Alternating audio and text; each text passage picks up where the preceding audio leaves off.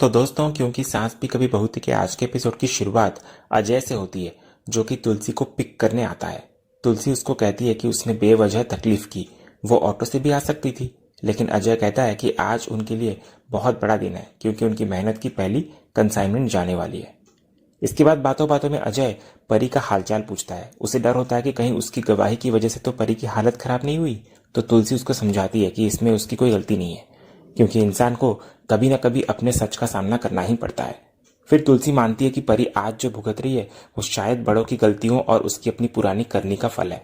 लेकिन तुलसी को अपने ठाकुर जी पर पूरा भरोसा होता है कि अंत में सब कुछ ठीक हो ही जाएगा। इसके बाद वे दोनों फैक्ट्री के लिए निकल पड़ते हैं। दूसरी तरफ रणविजय अपने दोस्त सुहास से फोन पर डिंगे हाँक रहा होता है। सुहास उसकी किस्मत की तारीफ करता है कि वो हार कर भी हर बार जीत ही जाता है। इधर रणविजय बड़े घमंड से कहता है कि वो अपनी किस्मत का सिकंदर है, तभी तो तलाक होने के बाद भी वो पूरे हक और रौब के साथ अपने ससुराल में जमा हुआ है। तभी इतने में सुहास की नजर चौल में तुलसी और अजय पर पड़ती है, जो एक साथ जा रहे होते हैं। ये देखकर सुहास हैरान रह जाता है। वो तुरंत उसकी फोटो खींचकर रणविजय को भेजता है और कहता है कि अब उसको असली झटका लगेगा। इधर फोटो में अपनी एक्स सासू मां तुलसी और परी के पहले पति अजय को साथ देखकर रणविजय के होश उड़ जाते हैं। उसे समझ नहीं आता कि ये दोनों साथ में क्या कर रहे हैं।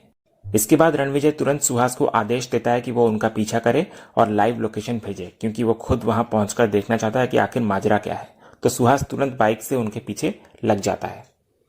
अगले सीन में तुलसी और अजय फैक्ट्री पहुंचते हैं और अंदर चले जाते हैं। वहां अंदर वैष्णवी और बाकी लड़कियां खुशी से बता रही होती है कि साड़ियों की पैकिंग लगभग पूरी हो चुकी है, बस थोड़ा सा काम बाकी है। इधर तुलसी अपनी लड़कियों पर बहुत गर्व महसूस करती है। वो कहती है कि दुनिया की कोई भी चुनौती उनकी हिम्मत के आगे नहीं टिक सकती। तो वैष्णवी इसका सारा श्रेय तुलसी के विश्वास और अंगद, बृंदा और अजय के सहयोग को देती है। दूसरी तरफ सुहास और रणविजय फैक्ट्री के गेट पर पहुंचते हैं और चोरी छिपे अंदर घुस जाते हैं। रणविजय ये जानने के लिए बेताब होता है कि अंदर क्या चल रहा है, लेकिन वो बातों को ठीक से सुनने के लिए टेम्पो के नजदीक जाता है। तभी इधर कुछ लड़कियां टेम्पो की तरफ आती है। पकड़े जाने के डर से सुहास इशारा करता है और रणविजय जल्दी से टेम्पो के अंदर छिप जाता है। इसके बाद तुलसी साड़ियों के बॉक्स चेक करते हुए टेम्पो के बिल्कुल पास आ जाती है। इधर रणविजय की धड़कनें तेज होने लगती है कि वो पकड़ा जाएगा, लेकिन तभी किस्मत से लाइट चली जाती है और अंधेरा हो जाता है। और इसी मौके का फायदा उठाकर रणविजय टेम्पो से उतरकर भागने की कोशिश करता है, लेकिन हड़बड़ी में वो एक बॉक्स से टकरा जाता है। और इधर बॉक्स गिरने की आवाज सुनकर सबका ध्यान वहां जाता है, लेकिन तब तक रणविजय वहां से हट चुका होता है। तभी इधर लाइट अचानक वापस आ जाती है। सब हैरान होते हैं कि लाइट चली गई और कैसे आ गई, क्योंकि यहां तो कभी पावर कट नहीं होता। अजय को भी इधर शक होता है कि फ्यूज तो खराब था, लेकिन अब लाइट कैसे आ गई। तभी आरती डर जताने लगती है कि कहीं ये किसी बुरे शगुन का संकेत तो नहीं, लेकिन तुलसी उसको डांट कर समझाती है कि इतनी मेहनत के बाद कुछ भी बुरा नहीं होगा। इसके बाद अजय तुलसी के भरोसे को और मजबूत करता है कि वो कुछ बिगड़ने नहीं देगा। फिर वो अपने कर्मचारी को निर्देश देता है कि 18 बॉक्स तैयार है और बाकी 2 भी जल्द आ जाएंगे। वो कहता है कि सारा सामान बड़े वाले टेम्पू नंबर 1280 में लोड करके शाम 5 बजे तक एक्सपोर्टर्स के पास पहुंचा दिया जाए। जब सब वहां से चले जाते हैं तो पीछे से रणविजय निकलता है। वो न केवल पकड़ा जाने से बच गया होता है, बल्कि उसने अजय का पूरा प्लान और टेम्पो की डिटेल्स सुन ली होती है। उसके चेहरे पर एक शैतानी मुस्कान आ जाती है, जो इशारा करती है कि वो अब कुछ बड़ा और खतरनाक करने वाला है। दूसरी तरफ इधर तुलसी अजय को दिल से धन्यवाद देती है, क्योंकि उसकी हेल्प के बिना इतना बड़ा ऑर्डर पूरा करना नामुमकिन था। लेकिन अजय बड़े आदर से कहता है कि उसको थैंक यू नहीं, बस तुलसी का आशीर्वाद चाहिए। दूसरी तरफ रणविजय चुपके से खुद से बात करता है। वो कहता है कि ऑर्डर भले ही पूरा हो गया हो, लेकिन माल अपनी मंजिल तक नहीं पहुंचेगा। उसने अपने हाथ पर टेम्पो का नंबर लिख लिया होता है और उसके दिमाग में एक खतरनाक प्लान तैयार हो चुका होता है। दूसरी तरफ फैक्ट्री के बाहर सुहास रणविजय को बता रहा होता है कि उसने ही सही वक्त पर फ्यूज निकालकर लाइट काटी थी, वरना रणविजय पकड़ा जाता है। तो इधर रणविजय सुहास को एक और बड़ा काम करने को कहता है, लेकिन सुहास पहले मना करता है, क्योंकि वो और झमेले में नहीं पड़ना चाहता। लेकिन रणविजय उसे उसकी सपनों की कार और उसके डाउन पेमेंट का लालच देता हुआ नजर आता है। तो लालच में आकर सुहास काम करने के लिए मान जाता है और दोनों वहां से निकल पड़ते हैं।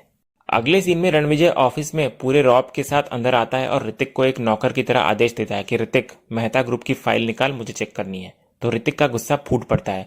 वो रणविजय को उंगली दिखाकर चेतावनी देता है कि मुंह संभाल कर बात कर मुझसे। मत भूल कि तू यहाँ सिर्फ एक एम्प्लॉय है और मैं मालिक हूँ। ऑर्डर्स मैं दूंगा, तू नहीं। और तेरा पहला ऑर्डर यह है कि अपना मुंह को बंद रख। लेकिन रणविजय ऋतिक को याद दिलाता है कि लगता है तुझे भूलने की बीमारी है। कल कोर्ट का फैसला भूल गया क्या? मेरे पास कंपनी के शेयर्स थे और कोर्ट ने मेरी पोजीशन बरकरार रखी है। तो इस कंपनी का मालिक मैं भी हूं, वो भी कानूनी तौर पर। तो रणविजय की बात सुनकर ऋतिक चुप हो जाता है। फिर बहस के बाद ऋतिक वहां से जाने लगता है, लेकिन रणविजय उसे रोक देता है। वो ऋतिक के कंधे पर हाथ रखकर एक फ्री की एडवाइस देने का नाटक करता है, जो असल में उसकी जहरीली मानसिकता को दिखाता है। रणविजय कहता है, ऋतिक, तू जो ये हमेशा मुंह फुलाए और चिढ़ा हुआ घूमता रहता है ना, इसकी वजह मैं जानता हूं। कमी तुझ में नहीं बल्कि तेरी बीवी में है। बहुत ही बेहुदा औरत है वो। इसके बाद रणविजय अपनी हदें पार करते हुए ऋतिक को उकसाता है कि अगर उसकी जगह मेरी बीवी होती तो मैं उसे अच्छे से सबक सिखाता। मेरी मान, हिम्मत कर और जोर से हाथ उठा उस पर। एक बार पिटेगी तो अपनी औकात पर आ जाएगी। वो बेशर्मी से हंसते हुए कहता है कि यह तरीका आजमाने के बाद ऋतिक खुद उसे थैंक यू बोलेगा।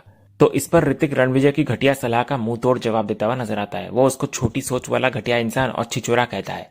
ऋतिक गर्व से कहता है कि उसकी माँ तुलसी ने उसे सिखाया है कि असली मर्द वो है जो सब्र और सेल्फ कंट्रोल रखे, ना कि औरतों पर हाथ उठाए।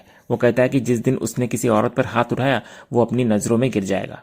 इसके बाद ऋतिक रणविजय को एक फ्री एडवाइस देता है कि आइंदा ऐसी बकवास सलाह ना दे, वरना वो अपनी माँ की सीख को किनारे रखकर रणविजय पर जरूर हाथ उठा देगा।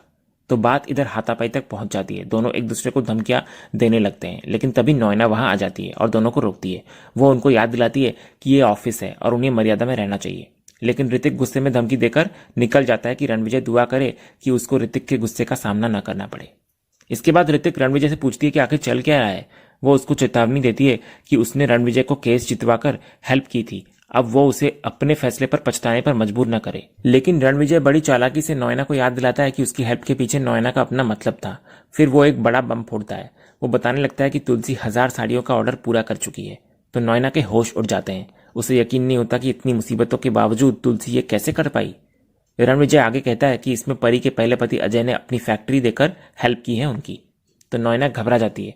अगर तुलसी ने ऑर्डर टाइम पर डिलीवर कर दिया तो सारे कॉन्ट्रैक्ट उसे ही मिल जाएंगे और नोएना के हाथ कुछ नहीं आएगा। तो रणविजय इस मौके का फायदा उठाने लगता है। वो अपना प्लान बताता है कि तुलसी ने साड़ियां तो तैयार कर ली है, लेकिन अगर वे सही समय पर क्लाइंट तक नहीं पहुंची तो कॉन्ट्रैक्ट कैंसिल हो जाएगा और सीधा नोएना को मिल जाएगा।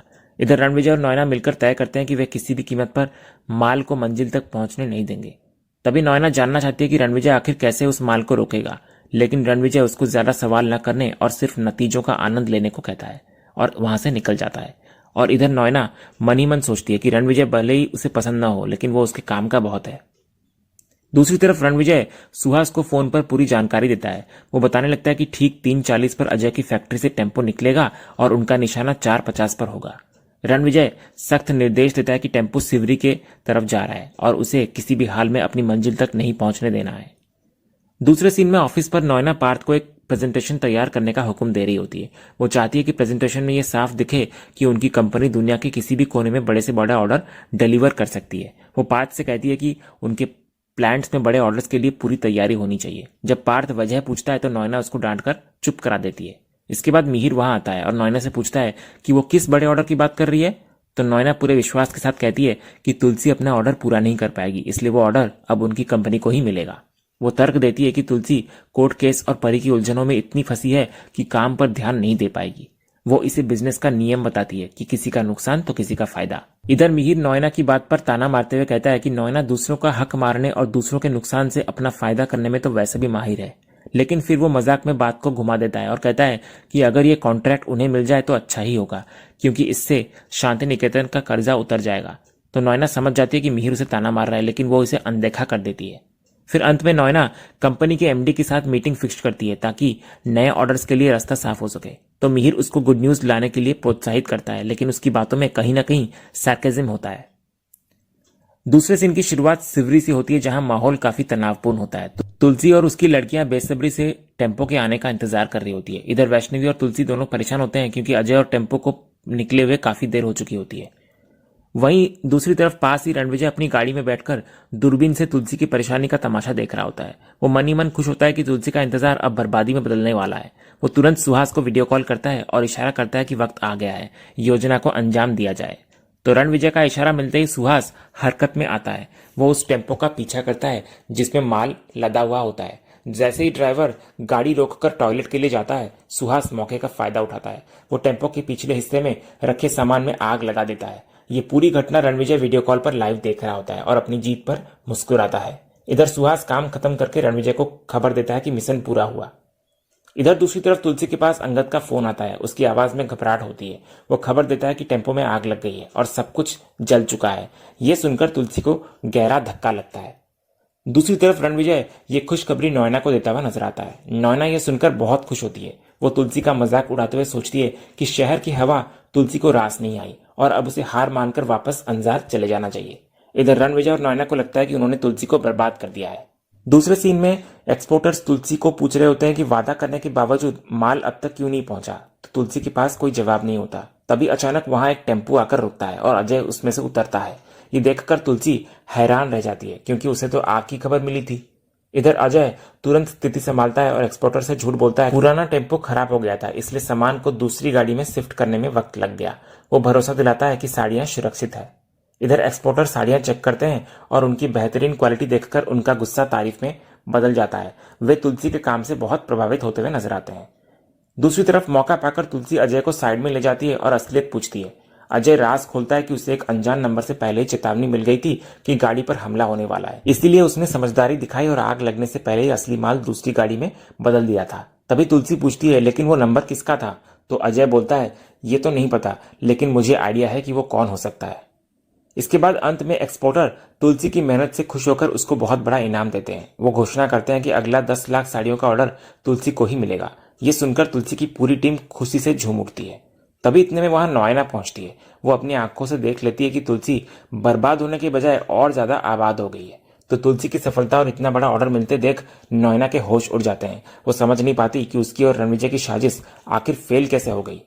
और इसी सीन के साथ ही आज का एपिसोड यहीं खत्म होता है। तो दोस्तों आज का वीडियो आपको कैसा लगा कमेंट के माध्यम से हमें जरूर कहिएगा और कमेंट में हाइप करना भी मत भूलिएगा और वीडियो को लाइक शेयर सब्सक्राइब करना भी मत भूलिएगा ताकि ऐसे ही रोज लेटेस्ट एपिसोड के अपडेट्स आप हमारे इस चैनल पर पा सकें। तो मिलते हैं हम एक नए एपिसोड के रिव्यू में, तब तक के लिए नमस्कार।